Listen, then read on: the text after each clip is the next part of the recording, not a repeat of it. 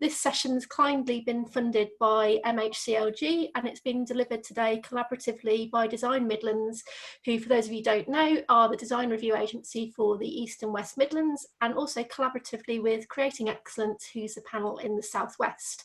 I'm myself a member of both panels, so I've been asked to host today. The more eagle-eyed amongst you will notice that I'm not Gary Hall, who was previously down to chair and host this session. Fortunately, I've had to step in very much last minute, so apologies if I don't seem as prepared as I should have been, but Gary's not very well, so unfortunately he hasn't been able to join us today. So we're here today to discuss the National Design Guide, and this session is to discuss community and its role in the National Design Guide. So I'm just going to quickly share my screen.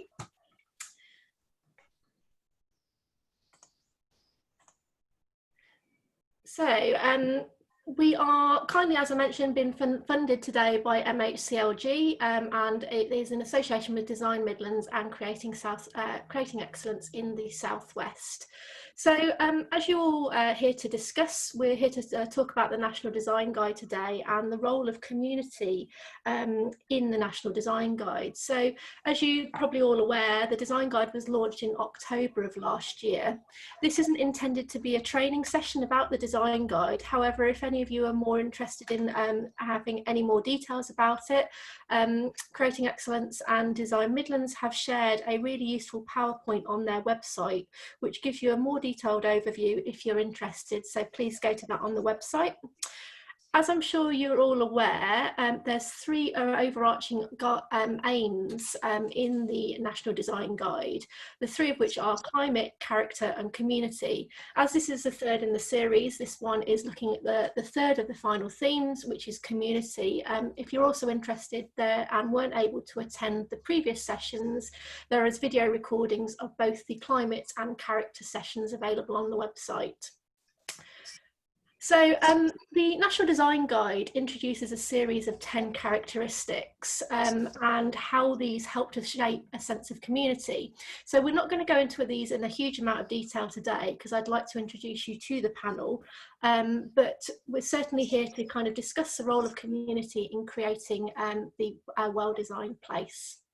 So just the geek factor, I like to know in terms of how the Design Guide talks about community. So I did a quick word search just before coming onto here, and community is mentioned in the National Design Guide a total of 45 times.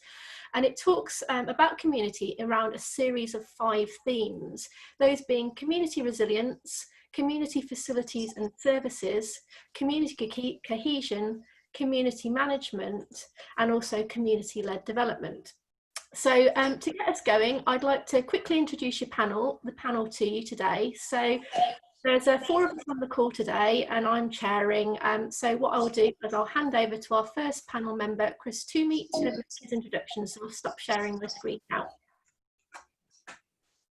Thank you. Hello, good morning. My name's Chris Toomey. I'm an architect and director of Latham's Architecture and Urbanism. I also chair the design review panel on behalf of Design Midlands. And I'm interested in a context-led approach to development with the community properly engaged in the design process to secure the best possible outcomes.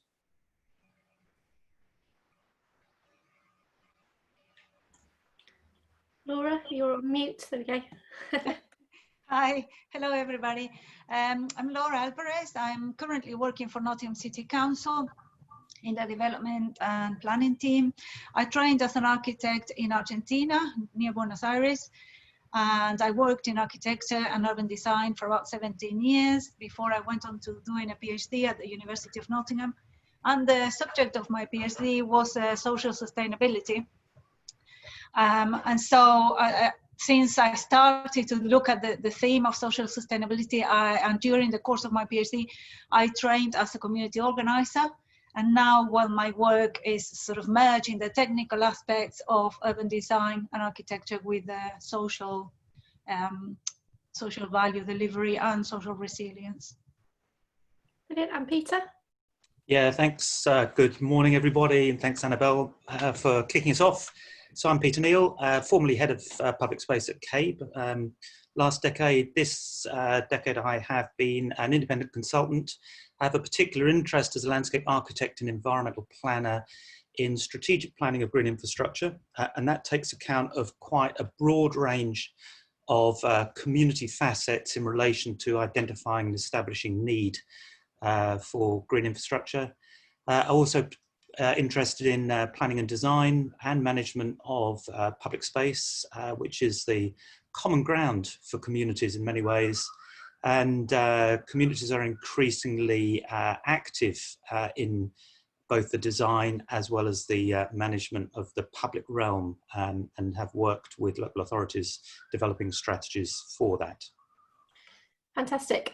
Just for those of you that haven't attended one of these Zoom sessions, what we're going to do is Chris is going to kick us off in a second and get us talking. But if any of you would like to interact with us, please use the chat window and ask any questions, and I will try and field them at an appropriate point.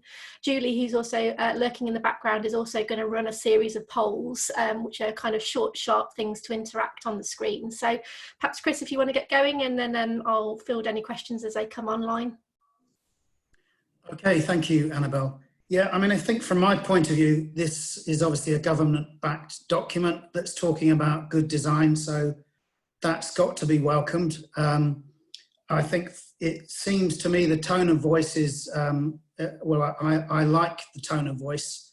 It's a thoughtful, interesting document with lots of good references, and it kind of brings together the components of good design to make great places and strong communities. But of course it still needs good architects, designers and community support. So that's absolutely vital to make this thing work.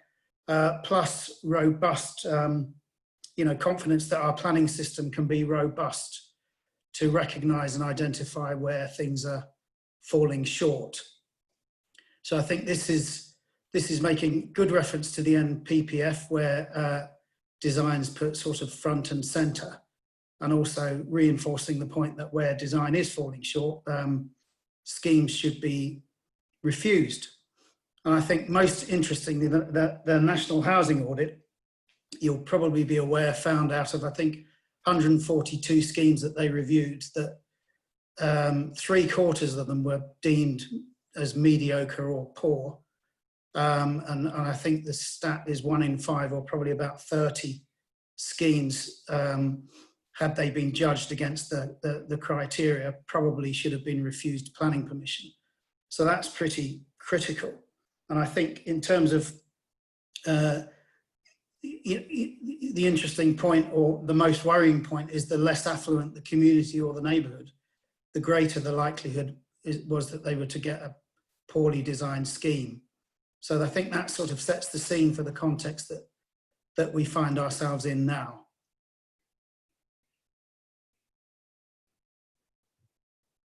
Yeah, apologies, I was on mute there. I was trying to start talking and you couldn't hear me. I think Julie's going to run a quick poll for us just to get everybody going on the sessions.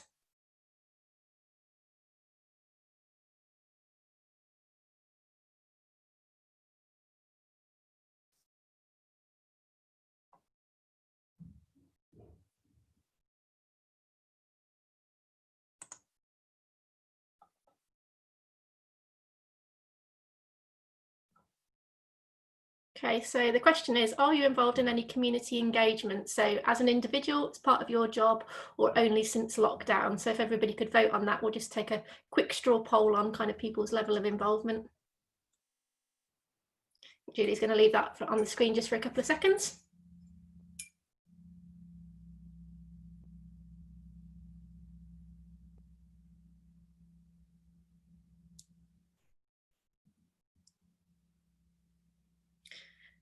So perhaps as we're kind of running that poll in the background, perhaps Laura would like to kind of join in on that.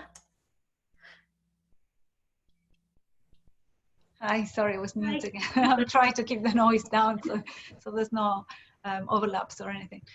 Yeah, I'm very, very happy to see the National Design Guide coming up, following what the conversation that Chris started is a really good document. It sets the scene, and it almost, from a local authority point of view, it gives you a leg to stand on when you want to bring up the discussions and the debates regarding design quality. It's almost giving you that background that you need. Nottingham City Council developed a design quality framework recently, which is almost the local version of how to deliver the characteristics in the National Design Guide. A lot of work went into that. If anybody's interested, there is a website to look at that. It's called Design Quality Framework Nottingham. And the thing that strikes me about the National Design Guide in a way is that anybody familiar with trying to assure quality and quality assurance systems will know that quality assurance is measured in two ways. One is looking at specific characteristics of a product that you have to deliver and trying to safeguard those characteristics. And the other step is looking at a watertight process that secures the consistent delivery of those characteristics. And to me, it seems that the National Design Guide, although it makes reference to the design process, it says the design process is a vehicle that will bring all the 10 characteristics together, but the focus is clearly on the quality of the product, whether it might be a building or a place. And it kind of lacks in looking at how the process to deliver that quality works. And I think there's still a gap there. If we focus on the attributes of the product itself only, there's two problems here that I see. One is the assumption that places can be designed entirely by an entity, call it a designer or a team, and that as long as that team produces a product with these characteristics, then there will be quality. And that doesn't work like that for delivering places. Places are more complex than that. And there's a whole range of stakeholders and other collaborators that might be left behind from the process. Another problem is that overlooks a fundamental problem, which is the planning process itself. And the planning process has several faults. I might come back to that later on.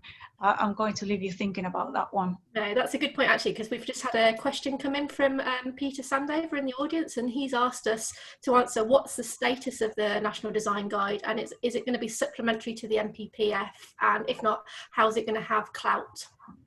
So if somebody wants to have a crack at that one. Peter's nodding. Do you want to try and answer that one, Peter? Nodding by mistake, I think. I think in certain ways, and I will reflect partly back on Chris's point, that it brings some life and content to what is inevitably rather a dry national planning policy framework. And so I think it is a document that provides greater depth, particularly within the requirement for design and to improve design quality, so that it is an associated document to expand on that section of the NPPF. And in many ways, it's not an end in itself, but a means to an end. And that end obviously is about well-designed or better designed places. And what it does do is it provides, I think, a structure which is common in many ways to a lot of the other design guidance that we've had, by design, for example, and other documentation that sets a structure to consider as you are developing strategies for planning and design of places, individual sites, or districts, or policy for city regions. Yeah, so just to be clear, it's part of the government's collection, isn't it, for the planning practice guidance, and it can be a material consideration in planning applications. Yeah, thank you. Yeah. And that's good to clarify that. What I think it also does, it provides that structure within those 10 characteristics to really drill down across the components in a way that sometimes is overlooked. Yeah, absolutely. So perhaps bring Chris back in on that one. Yeah, I mean, thank you. I mean, my understanding is that exactly that. It sits alongside the NPPF, but I think, and it is by definition, as I alluded to earlier, fairly generic. I think one of the most interesting and perhaps vexing things about it is it alludes to a code as part, I think part 3 of the National Design Guide will be a template for coding.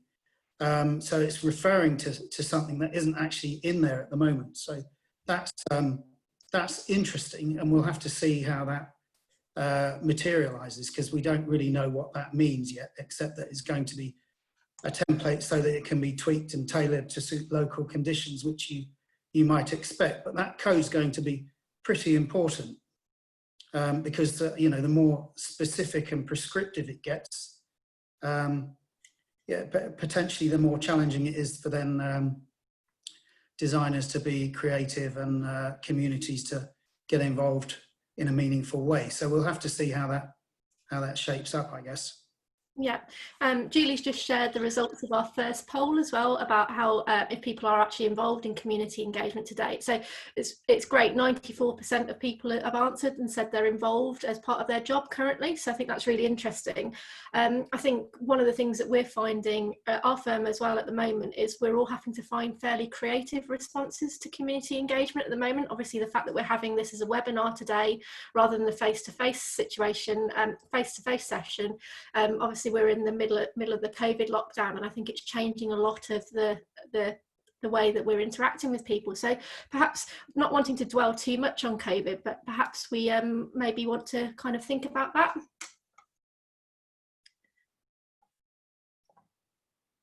Who's gonna pick that one up? You're all muted. Well, I'll pick this up, Annabelle, to start with. What I think one needs to take account of is that in many ways COVID gives us an opportunity to think and approach some of this community engagement in a different way, but also to really push some of the existing mechanisms that are already in place. Our lifestyles, our activities, our businesses are moving much more into a digital environment, and community engagement in many ways has been doing that for quite some significant time.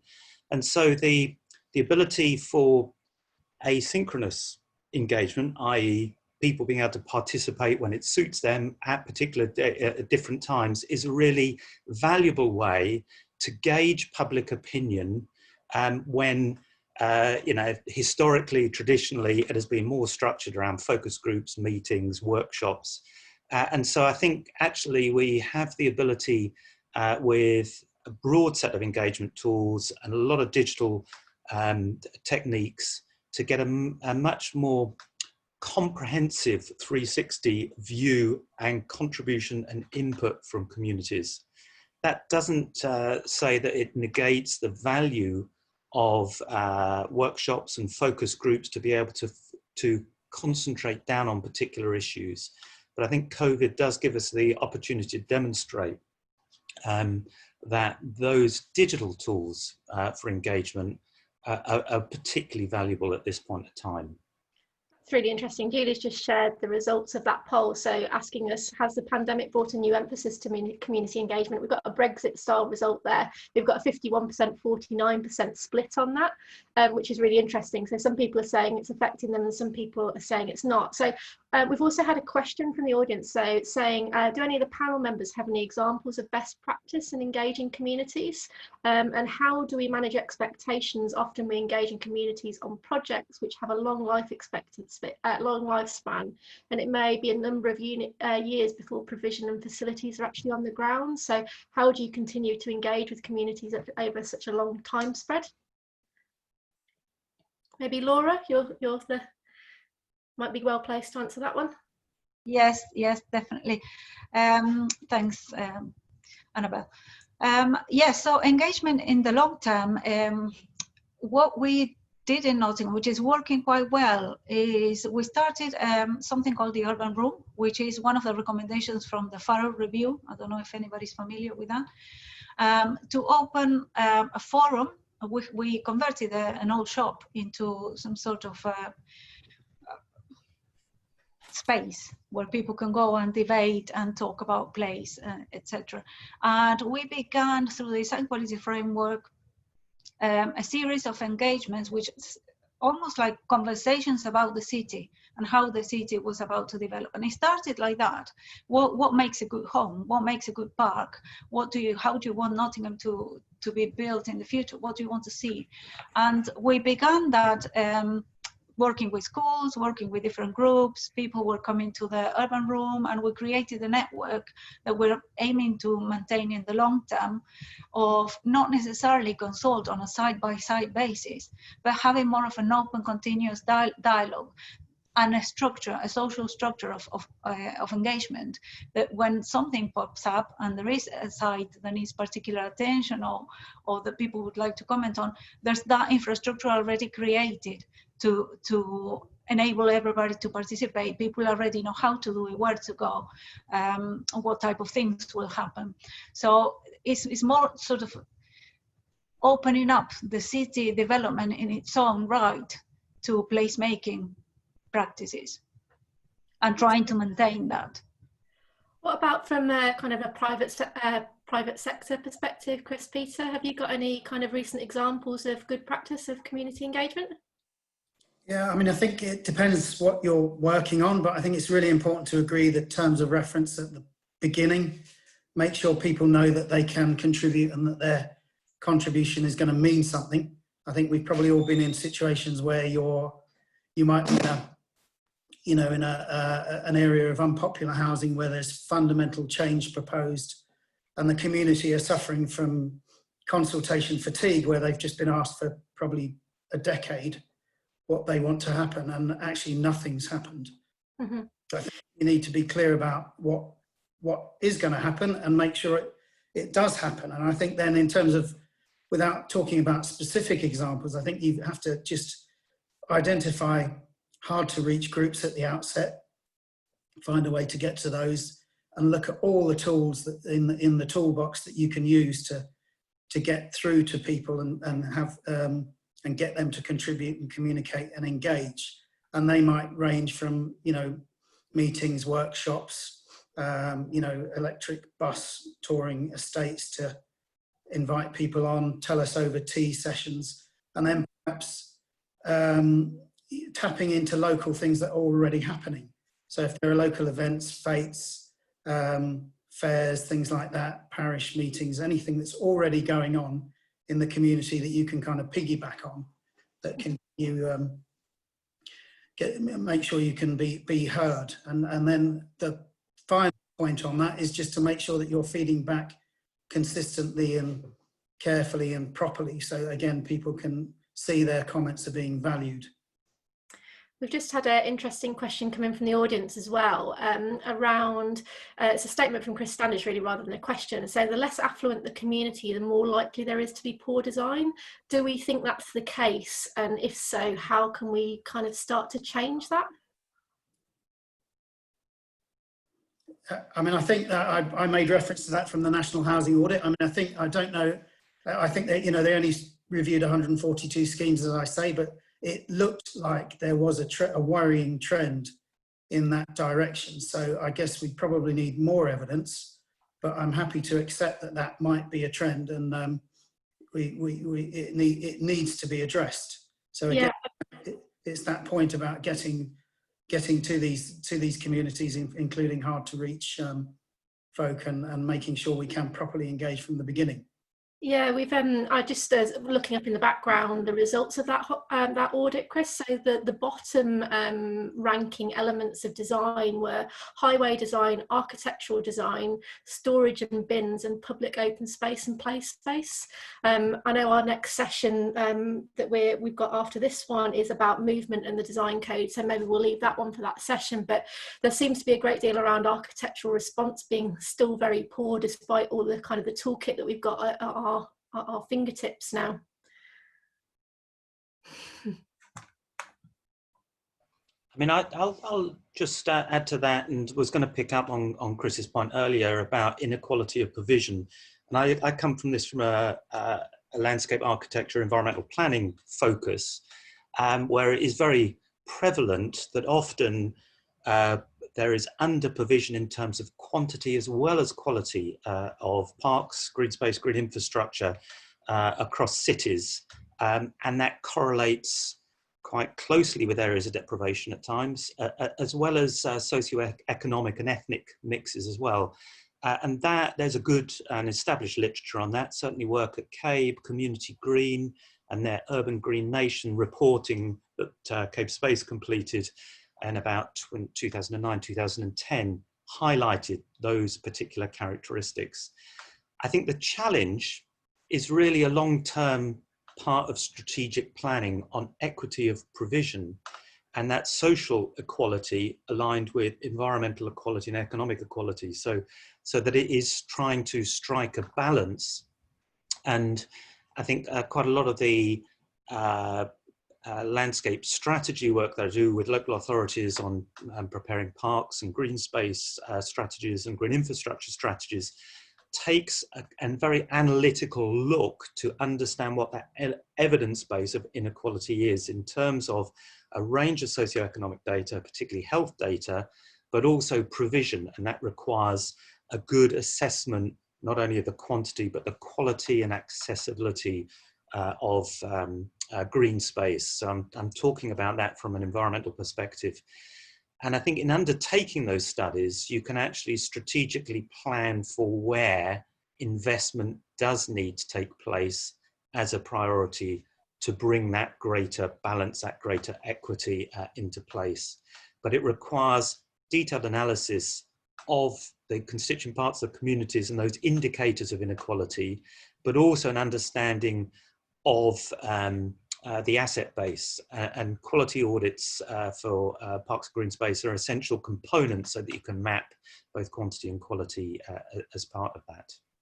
I think it's a really interesting point, isn't it, that we've now got, kind of more so than any other period, a huge amount of open source data that's available to us as designers, which we can analyse as part of our kind of appraisal process.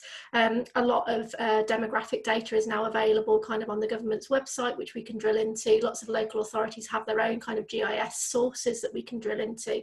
So that's really interesting. We've just got a couple of other questions that have been asked by the audience. So I'm going to try and address some of these. So Fiona's asked us, are community expectations too low? Do they appreciate the opportunities and how these characteristics interact in the guide? Which I think is an interesting question.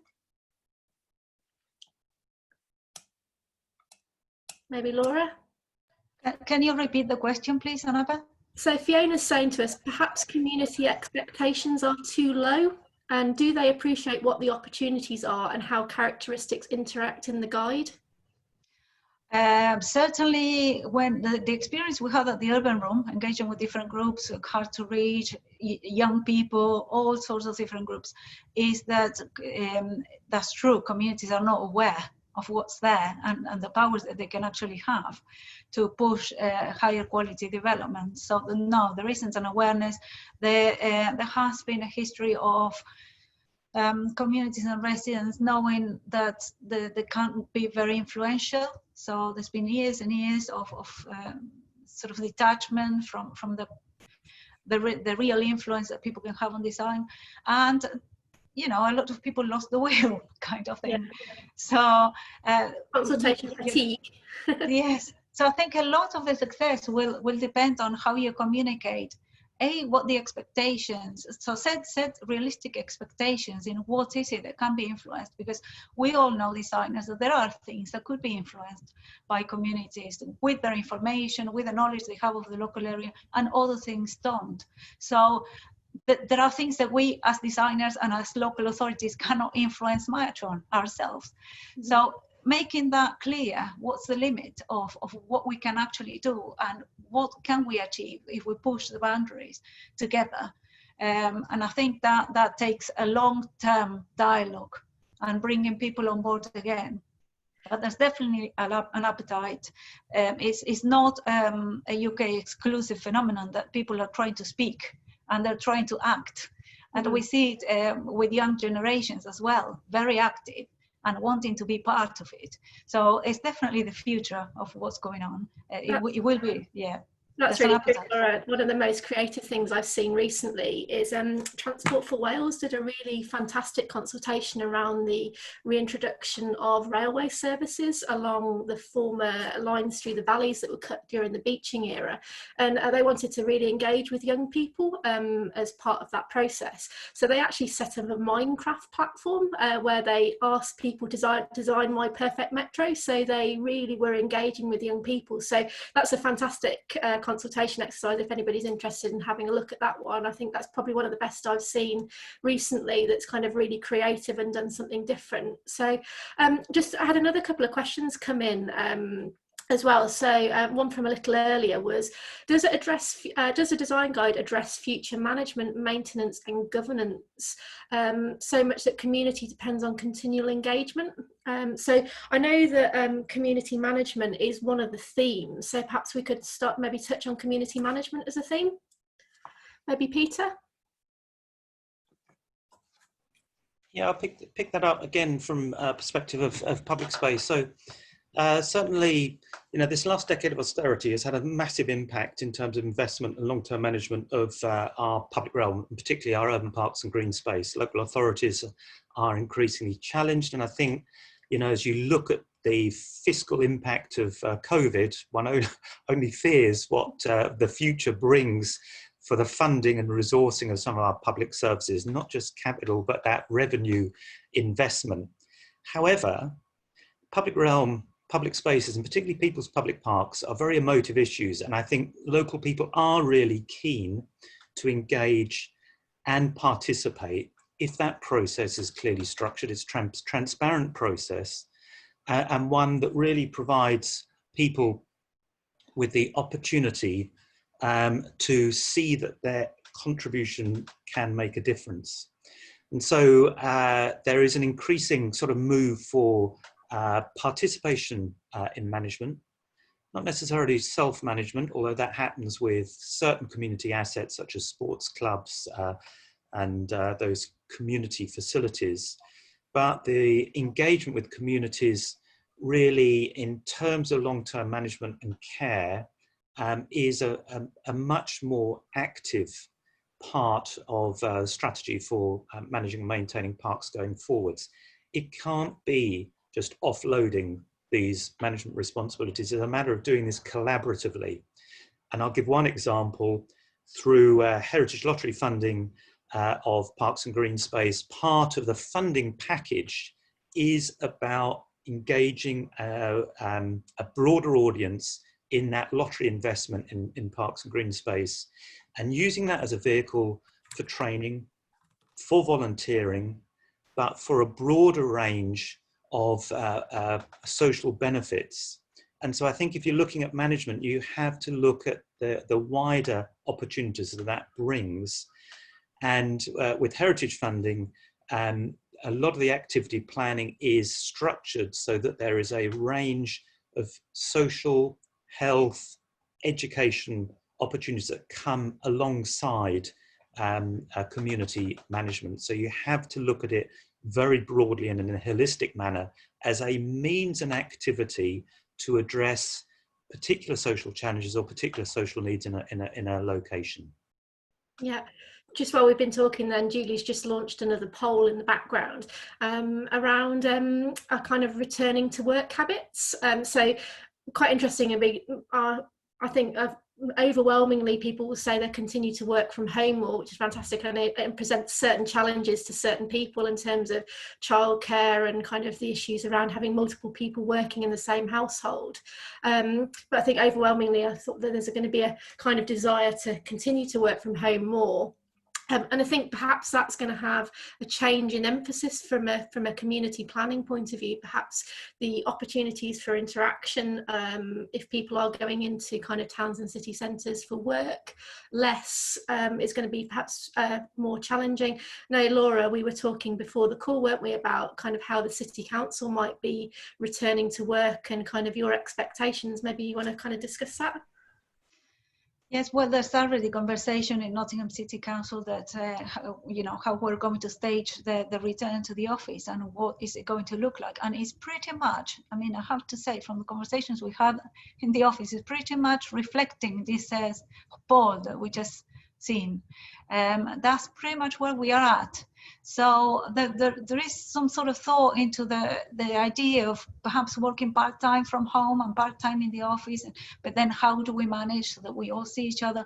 But I think in terms of urban design, what that brings to mind and what we have seen with the pandemic is the role of neighborhood design in bringing people together when people are at home, and how much more relevant it is now, the street as a space, and how we position the houses and how we deal with the edges, etc., to bring people together in a different way, if people are going to spend so much more time at home. Yeah, in the neighborhood. Digital social networks as well as actual physical social networks. Yeah. Somebody's asked as well if the panel agree that neighbourhood planning forums are going to be the key to community engagement going forward. I think from my perspective, they're perhaps not as reactive as we're needing to be in the current scenario, but I think long term, I think community and neighbourhood planning forums are going to be key. Is anybody involved in any neighbourhood plans on the panel, perhaps at the moment? Are you seeing any changes? Yes, no? No, anyone? No, nobody's involved. Not right at this moment. No. I think, again, there seems to be, in terms of the way they're working, there is a bit of a divide, a bit of a north-south divide, and a bit of a strength in neighbourhood planning in more affluent rural communities. That's probably telling us something, and a bit of a skills issue in terms of the time and the onerous requirement for pulling them together. I mean, they are time-consuming things, and they require quite a lot of skill that some communities find is a struggle. Yeah, they are challenging, aren't they, in terms of the skill set required. I mean, Helen Metcalf's asked us a question around this as well. She's asked, so how can we ensure that development management officers have the confidence to refuse poorly designed schemes?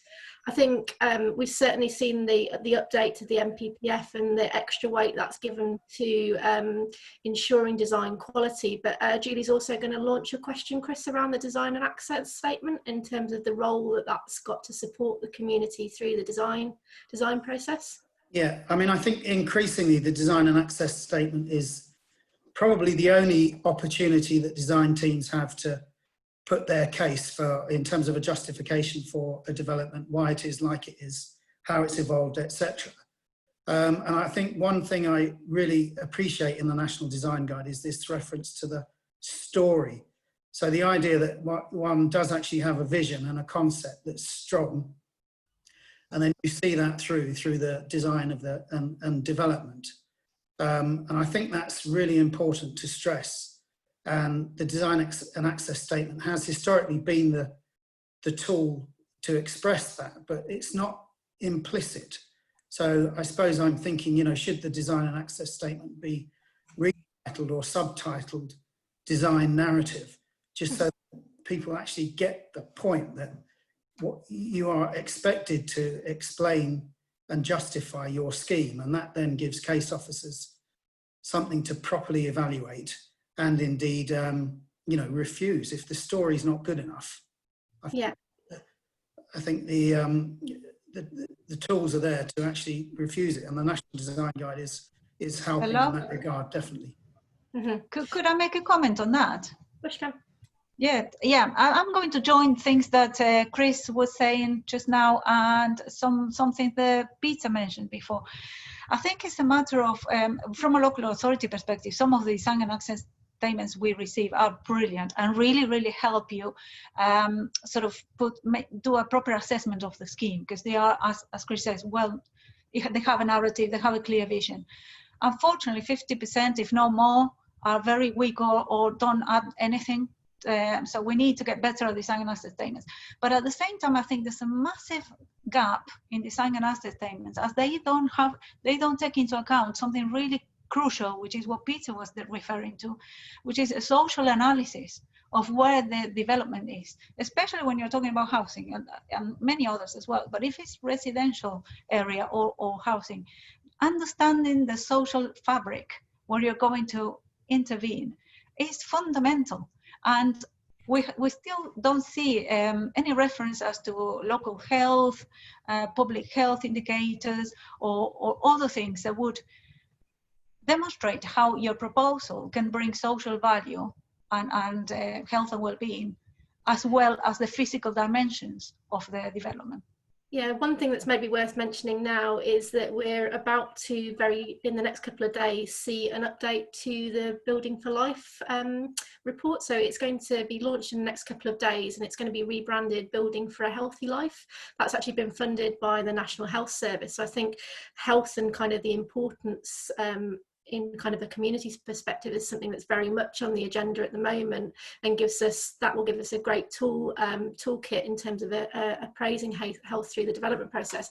It's also worth kind of highlighting as well that the changes to the MPPF paragraph 130 in terms of the relation to design quality, that's the paragraph wordings change quite considerably in the latest update, and that gives local authorities the power to ensure that any approved development is not materially diminished between kind of outline planning approval point and reserve matters. Something that we see a lot at design review, isn't it, kind of panel members, in terms of we see kind of great promises at outline, but then obviously as viability of schemes comes forward, that there's a kind of reduction in design quality through that process.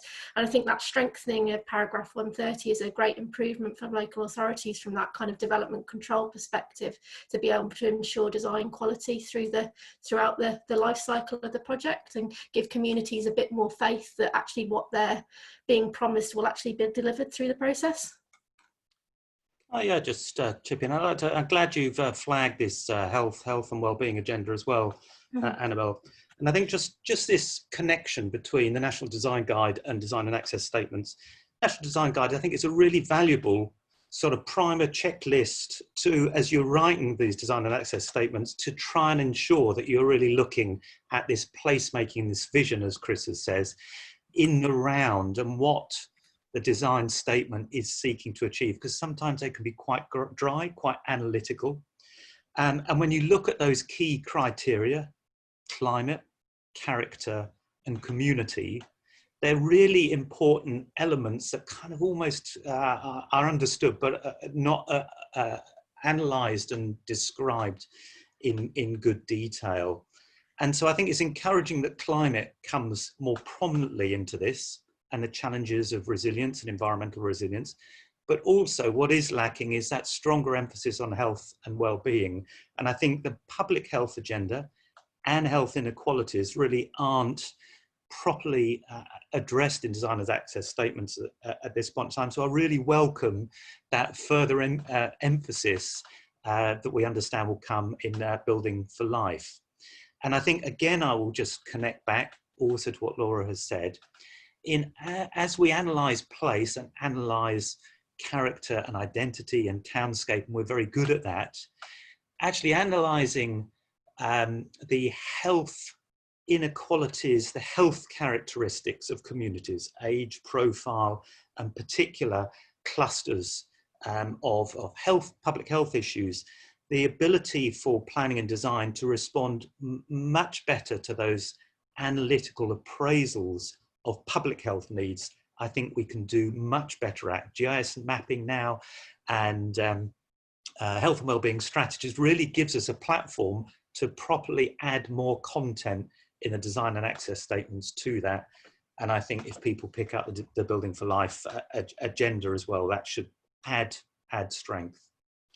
I think it's interesting to note as well, kind of at the start of lockdown, we saw the publication of the government's new Decarbonizing Transport paper, which has put a kind of huge emphasis on improvements to walking and cycling. And obviously we're seeing the opportunities at the moment for local authorities to tender for kind of temporary intervention measures as a result of COVID. We're also kind of seeing huge reductions in background traffic levels, which is kind of resetting resetting things in terms of opportunities for walking and cycling. I think, I don't know whether anybody kind of wants to touch on that in terms of the opportunities really presented out of this in kind of from a design perspective. Yeah, just to say that the pandemic has certainly shown us what our streets can look and feel like, and I think people are really, really appreciate that. You know, they can see how this extra space and places for people suddenly really starts to work for them. And I think that's absolutely great. I don't think things will ever be the same again. No, I think in one of the speeches we saw Grant Shapps saying that in some cities we'd seen something like a 70% reduction in traffic levels, which is a kind of once in a lifetime opportunity, really, isn't it, to trial some really kind of ambitious opportunities in terms of walking and cycling. I know in European cities like Paris and Milan have trialled some really kind of impressive temporary cycle infrastructure. We're seeing opportunities in Birmingham and other cities, and know that Nottingham and Leicester are starting to look at kind of temporary opportunities. I think we're all hoping that these will stick and become permanent measures if we can really get them to kind of stick. So when we were talking there, Julie's been launched and we've had another poll answered. So she's asked us, should design review engage with the community? And there's a kind of quite a split on that, actually. That kind of the dominant one is that community, that the design review should be open to the public, and I think it's 37% of people, with 26% saying it should remain as a technical consultative forum. Quite an interesting dynamic, whether we want to kind of touch on design review and its role in the kind of community participation process. Yeah, I'll contribute, Annabelle. These polls are coming in thick and fast. Yeah, Julie's launching them in the background. Get a response to transport planning. We're now moving into design review. Yeah. I did want to say with transport planning and with the impact of COVID, so I'm just slightly backtracking, if that's okay. That's okay. Go back. That I would say, you know, there's fascinating opportunity that we have at the moment that has been brought about by the pandemic to restructure the way we work. We know that we're all on digital now, hence this type of meeting today. But it was also an opportunity to really replan how our neighbourhoods work and how we can integrate our infrastructure in a different way to serve those range of social and community requirements and needs that we've been talking about over this hour. And so as we look at replanning transport, I think we have to look at replanning and restructuring our green infrastructure to align with that, so that we can deliver a much more integrated network that moves people around in an attractive and healthy manner within their own neighbourhoods, but also as a means to deliver broader range of ecosystem services, the river corridors, greenways and networks that will bring a whole range of environmental benefits. So I think we should not miss out on this crisis to really seek the opportunities and challenges that it brings. Yeah. So in relating to that as well, kind of technology wise, we're in the middle of a bit of a technology revolution at the moment, whether we like it or not, aren't we? So we're really in kind of a modern day industrial revolution, I'd call it, in terms of data access. So the Midlands, where I am, is in a test bed at the moment for 5G rollout, and we're supposed to be seeing a kind of countrywide rollout of 5G by the end of 2020. Whether we'll stick to that timeline is interesting, but kind of one of the commitments in terms of the building design standards is we'll have gigabit capable broadband to all households as well going forward through the building regulations, which I think is kind of going to be a huge impact on the way we work. Certain people we've all got very stable broadband today, and when there's no kind of fallout. But when I've been trying to host some of these webinars with others, depending on where you are, it's a bit of a lottery, isn't it, in terms of your access to technology? We did backtrack. We got a question about how you engage and integrate communities within a design review process. Oh, yeah. I've just spoken, so I don't know whether Laura or Chris wants to chip in first before I add a few thoughts. No, you start, please. Okay. Yeah, so just to recap, the question was, design and access statements and other documents used in the planning system often lack real substance when it comes to appraisal of social health, equality, context and implications of those developments, both for residents and those that will live in the new development. That's the question. Oh, okay. I thought you were going to talk about design review, but sorry, we're jumping about a bit. That's my no, fault. I mean, I agree with that. I agree with that, which is why I was making the point that the design and access statement perhaps needs a complete refresh. Yeah. So that teams properly understand what needs to go in there, because at the moment the good ones do this well and do explain schemes properly and tell a story, but far too many don't. Yeah. Okay. So we've just got over 5 minutes left. So maybe we'll use the last couple of minutes just to kind of tie up that loose end that we had about design review there. So I can't remember the results of that poll, but I think it was fairly split in terms of people's involvement in design review process and who they thought should be involved. Certainly from our perspective, Chris, we've seen design review being a really positive kind of part of that process, hasn't it, in terms of the role for communities, and also perhaps chivying along kind of design quality where you've got a more challenging client. Yeah, I think I'm open to the idea that they're as open as possible, actually, but I think, often developers are quite careful about who they show their schemes to, particularly in the early days, which I think again is part of the fundamental problem when you're trying to engage with communities. It's not conducive to keep everything a secret. So I'd be all for that, but I mean there are some confidentiality issues, I suppose, during the course of pre-application work which need to be respected. Mm-hmm. But I think as open as possible, as long as it can be managed carefully and well. Yeah, Simon Carney's just chipped in over the questions as well, saying having elected members present during the debate can be valuable. Discuss. That's so valuable. Yeah, yeah. That's so important, I think, on so many levels. I'll contribute into that. So I think design review will be a different beast if it was a open and public engagement event as well. I think it's a separate exercise because sometimes design review requires a really technical analysis with a panel of experts really scrutinizing the strength of a scheme and helping to steer a scheme in its early inception through to a better outcome. I think it is important that those closed design reviews do take account of community interest, and that often one wants, as a panel member, both Design Midlands and Design Southwest, as well as other panels, really have the opportunity to do this through the design review offer that they provide, is to use it as a vehicle to scrutinise how a design team is responding to community need, what the key community issues are and who the key community beneficiaries will be, and to also be very clear how their scheme has been shaped through consultation engagement process, which often happens midway or later in the design process. So the review process can challenge design teams to engage more strongly with communities. And I've also had chairs of design planning committees sitting in on reviews, which I think is an incredibly helpful means to communicate some of the design thinking and challenges. But I think a community or public facing design review would have benefit, but it would have to be considered a separate vehicle or a different type of review than is currently delivered.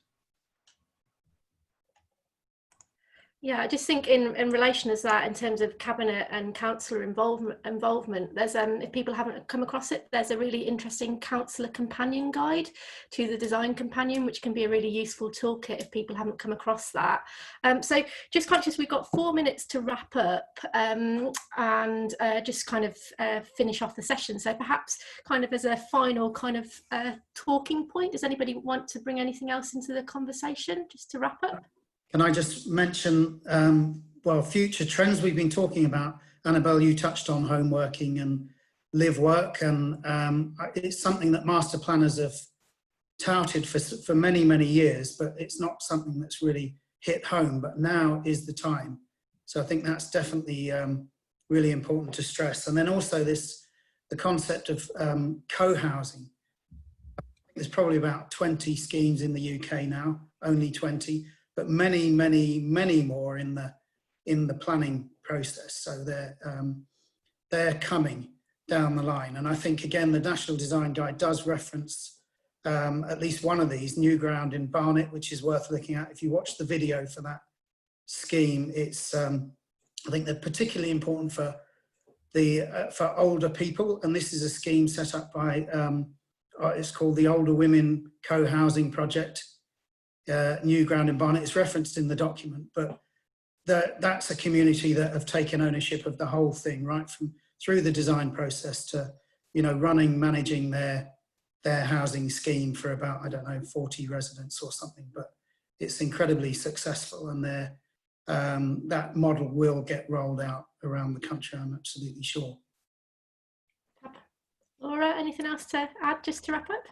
A couple of points, yes. I think it's about time that social variables of place start to become one more of the technical things that we analyze from the beginning, from site analysis all the way down through the process. And for that, I think there needs to be a mini reform or some sort of reform in the education system, so that we are as capable with social variables and health and well-being variables as we are with technical variables, and they are properly introduced into the design process. That's point number one. And point number two is I think everything should be as open as possible. And the reason being is it might take time, but I think between all of us, we need to develop a common language so that we can all participate in placemaking and everybody understands each other. And that might take time, but the only way to do that is to sit together and start talking and start bringing people in the same place, and try to erase some of those language barriers. And I think the National Design Guide does that, in that it gives us a framework, a vocabulary that is quite understandable, and we can start from that. That's my point. Thanks, Laura.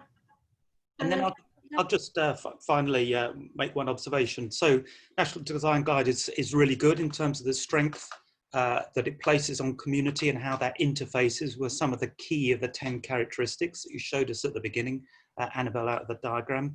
The social inclusion is important, and there are lots of mechanisms to do that. I think social equity, fairness and balance has become much more of a potent and polarizing issue in the current pandemic and all the other social issues that have emerged. And so I think the design guide, the design review process, and the planning process has to really understand issues about social and environmental equity, and how design and placemaking really will structure and bring a greater balance, a greater equity of provision across communities. And that needs to be understood through analysis at the start, but also in terms of clear proposals to bring that greater balance through equity as much as social inclusion. Fantastic, thanks Peter. So I just kind of going to wrap up before people dive off. So I'm just going to quickly share my screen just to remind people of the final sessions that we've got booked in. So the last two sessions, the next webinar is on movement and the National Design Guide, and that's on the 7th of July. Then we've got the final fifth in the series, which is about art, creativity and place, on the 21st of July. You can book onto those on the website. There's also going to be recordings of each of these sessions placed on the website. So if you can't attend them in person, please join on following the session. Just to round up as well, I just wanted to point you to a couple of key references that are in the back of the design guide, and in terms of community, it kind of signposts you to a couple of key documents there. So just conscious that we are 1 minute past 12. I want to finish on time, so thanks everybody for attending, and thanks to all the panel for contributing. But yeah, if we haven't answered anything, please send any questions and we'll try and put them online before the recording goes live. So anything to add, Julie, before we close off? No, just to say thank you very much, and for everybody's participation. And sorry, the polls were coming thick and fast. I think, as always, these subjects, there's lots and lots to discuss, but you've done a marvellous job, and thank you for all the attendees on such a beautiful day today. I think you've done well to be sitting in front of the screen, and we'll get the recording out to people as soon as possible. Perfect. Thanks, Julie. Thanks, everybody. Thank you. Hopefully see you at the next one, and hopefully Gary is better to host the next one.